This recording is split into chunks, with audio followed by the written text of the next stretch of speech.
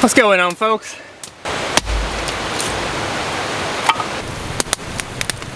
Ground is wet.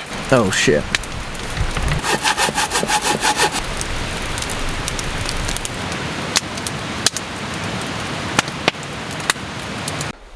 Welcome everybody, my name is Benjamin and this is BT Adventures.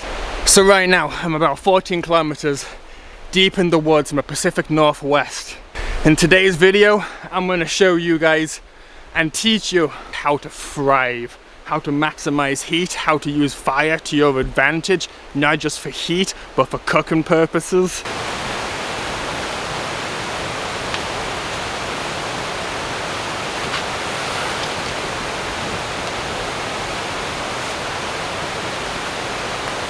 So everybody, I'd like to welcome you to Camp Llama. As you can hear, we have a river right beside us. So why is it called Camp Llama? Because it's got a llama on a stump. In all seriousness though, let's get to it. First thing, tarp. Next order of business is to start a fire. If it's still standing straight, any water that's going to bead on it is only going to repel straight down the outside. If something's leaning horizontal, any previous rainfall is going to absorb on top, soak into the heartwood of that piece of wood. We can split that down into smaller, finer pieces, feather sticks almost. If that takes a flame, we're styling. And then from that point, I'm going to show you guys something, how we can harvest the wettest wood. We can cycle it, dry it, burn it, it doesn't matter. Once we get this fire going, we don't have to be too picky on what we process for the rest of the night. It's a game changer. We're going to take both these guys.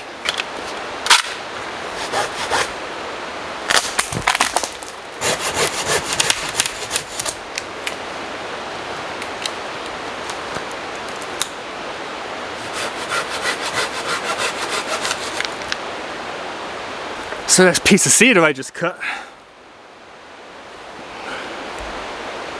still actually you can smell it, it smells dry, and honestly this guy's gonna take like without a problem whatsoever, so we're styling. We're gonna cut this guy into 1 foot pieces, split those 1 foot pieces into 4 pieces, into quarters.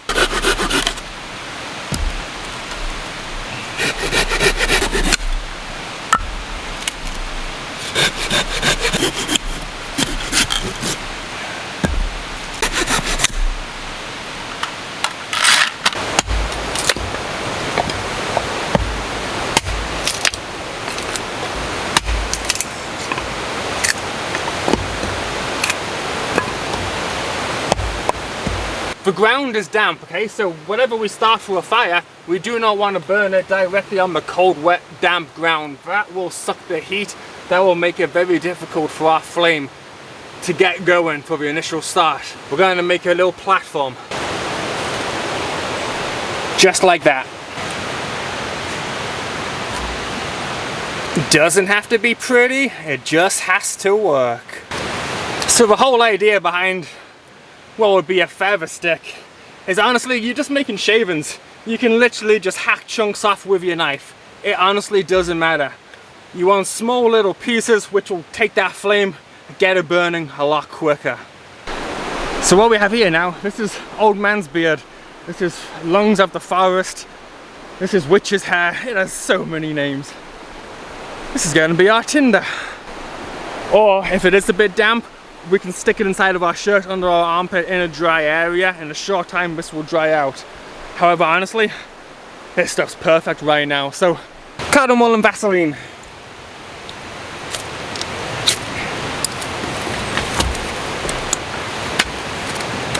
Add our moss.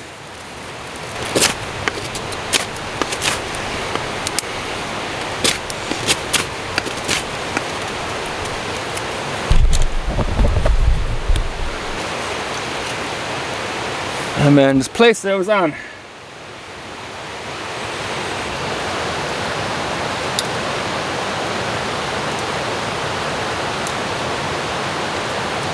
Don't underestimate the time that it takes to build and start a fire. This wood, it's damp on the outside. kills your flame. And then once your fire's going, you've got to have more material to keep putting on. It's a constant cycle. So stay tuned. I'm gonna do that hard work for you guys. You guys get to enjoy it.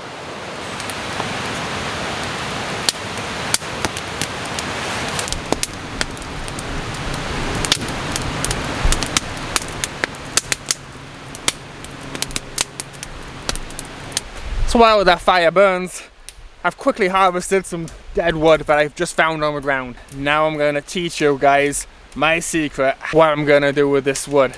So all these pieces,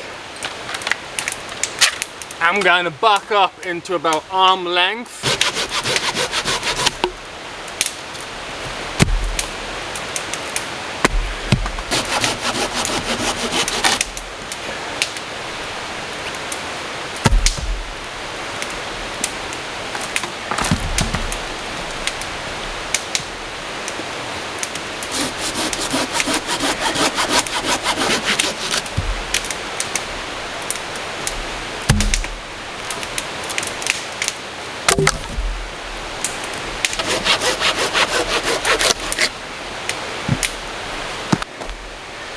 I need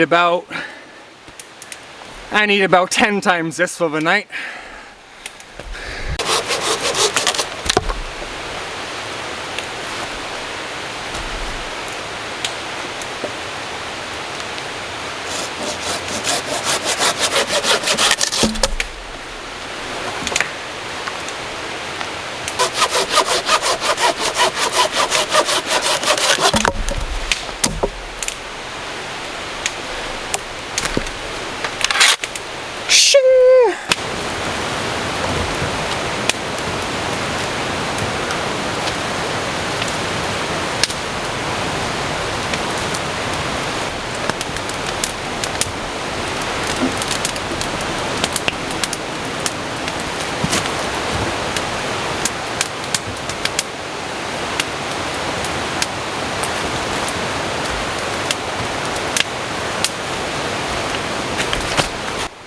And that, my friends, is how you maximize efficiency in a bushcraft camp. This way, by processing our wood, we lay it across how I have this center ridge pole across my fire. Not only does my fire over time dry out these pieces, I can rotate them, take them off, buck them smaller as I add more pieces up top throughout the night as it goes on. I can keep my dry pieces now in my camp with me. I can keep my fire hot. If it is to rain, I don't have to worry about the rain coming down and extinguishing my fire during the night. This way, I can sleep soundly and warmly. Work smarter, not harder, guys. Just like that. Doesn't matter what they look like, they're gonna dry out. Probably in like an hour, I'll rotate these guys and they're gonna go on the next burning pile. Meanwhile, I'm gonna keep cutting and I just keep this cycle going.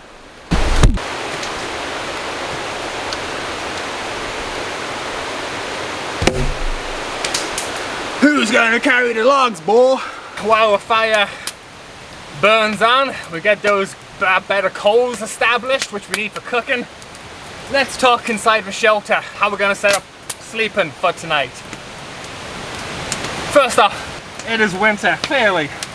There's still ice on the ground. So what do I recommend, which I think is pretty much genius when it comes to winter camping and for a ground top? One of these guys. I use one of these right here. What is it? This is a $12 shower curtain I picked up from Walmart. The material, it is way thicker than any tarp, any ground sheet. Now, it has lasted me so many trips. You won't get wet. $12 shower curtain, best ground sheet you'll ever buy. I've been busy harvesting wood. Hopefully should have enough now to last me through the night. Trying to conserve camera battery here in order to film enough for you guys. That way I'm not running dead when I'm halfway cooking. So let's hope the edit works. Anyway, as you can see how my fire area is laid out. Heat comes up It's drying out the logs in top. Meanwhile, it's reflecting off the firewall in the back, coming into the shelter. This is going to keep us so warm tonight.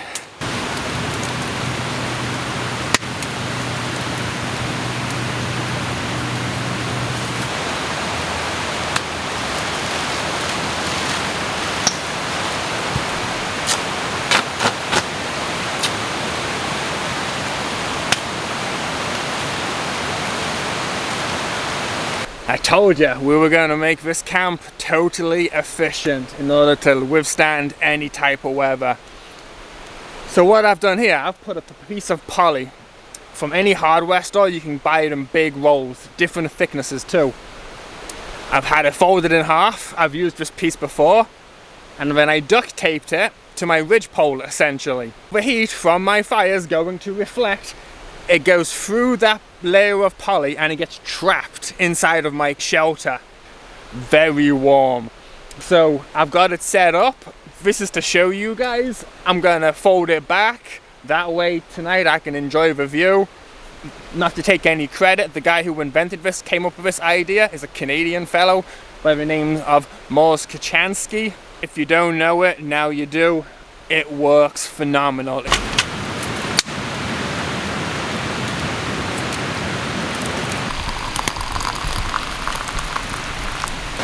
So I figured I got enough wood now to get me through the night. Now that I got all that firewood, I've worked up one heck of an appetite. Now it's time to get cooking. Butter.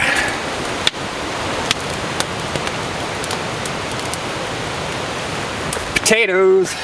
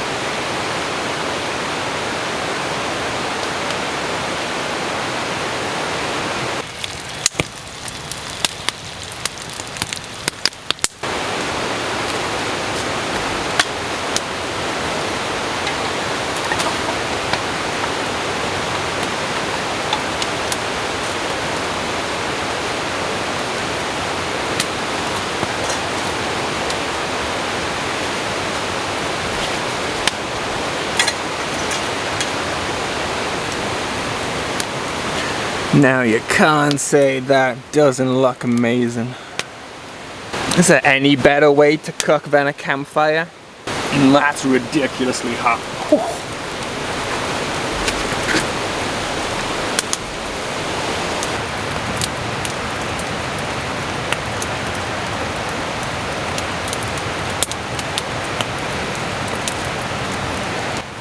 So something to take into consideration if you ever to replicate an idea like this.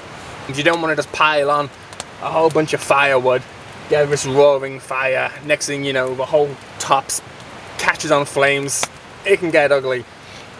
Make sure you're very considerate and pay attention to how much wood you put onto your fire, how big the flame's going to get, especially during the night when you stoke it, you fall asleep. Keep an eye on it. Okay, time for dessert. Sugar, straight into the pan. Gonna get that hot. 2 plums. Sliced plums go into the pan, and now we wait.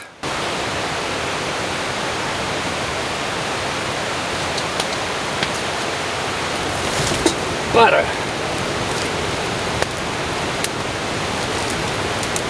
Whipping cream.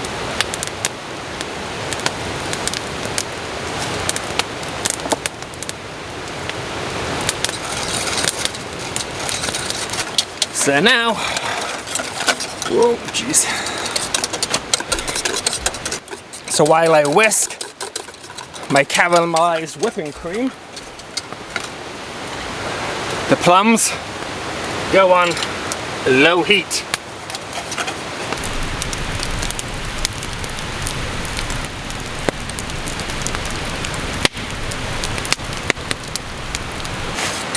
I just had a log on the fire rollover, it all over. Managed to save half of them though.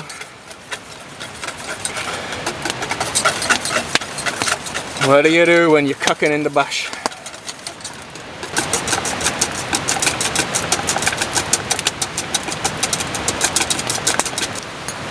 Secret ingredient time.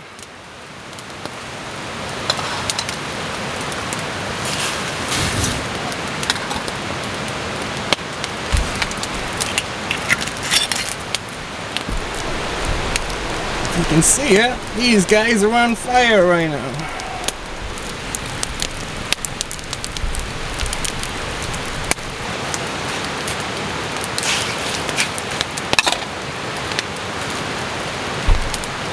Plum brandy, seared plums.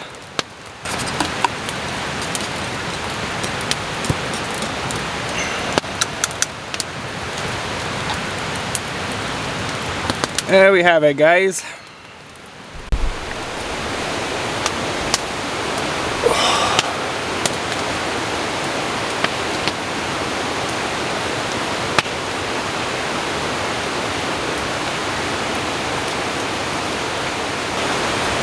This is a keeper.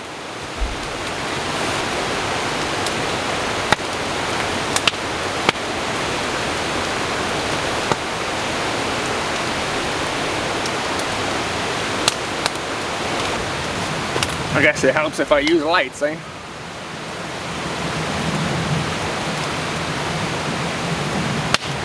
After this, I'm gonna take off this wood. That should be dry by now.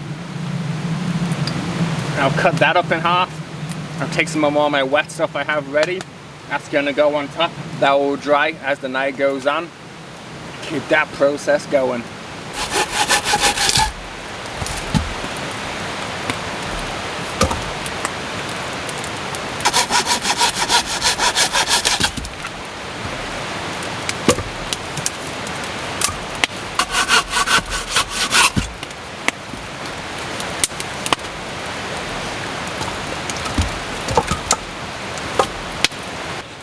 Sleep system's crucial part. If you're out in the bush, whether it's one day, 2 days, you want to obviously take care of what you're sleeping in. You don't want a miserable night. I keep my sleeping bags always in a dry bag. That way it's rolled up, it's sealed, no matter what, it's gonna stay dry. And then I just quickly pull it out. And then I can put whatever in my dry bag, keep it dry if needs be. Second piece of important, as much as your sleeping bag, honestly, is a wool blanket. Something that's at least 80–90% wool.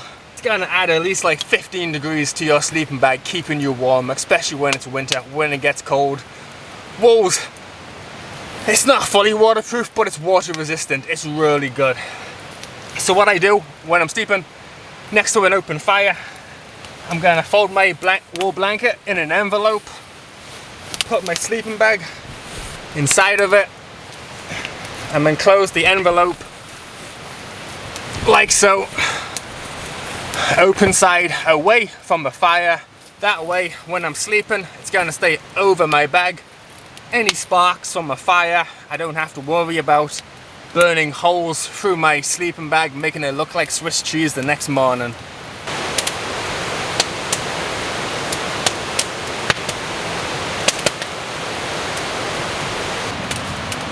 I'll tell you guys what, having this poly in front as our blocker, the temperature difference is drastic. Like,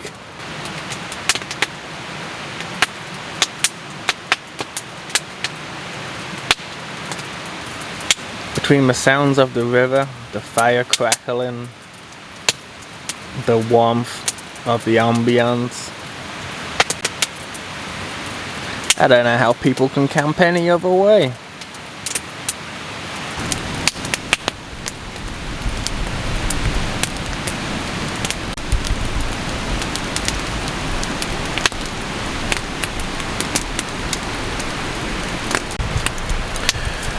Alrighty guys, well, it's getting late, it's getting toasty. This is the point when I turn my camera in and I'm gonna call it a night.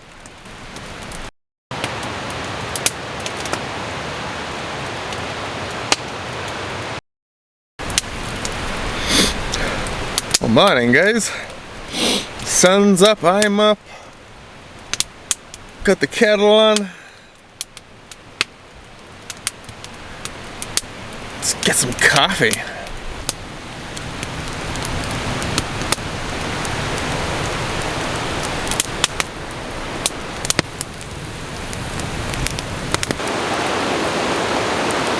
Coffee and last night's whipping cream. Cheers guys, I hope you enjoy this video.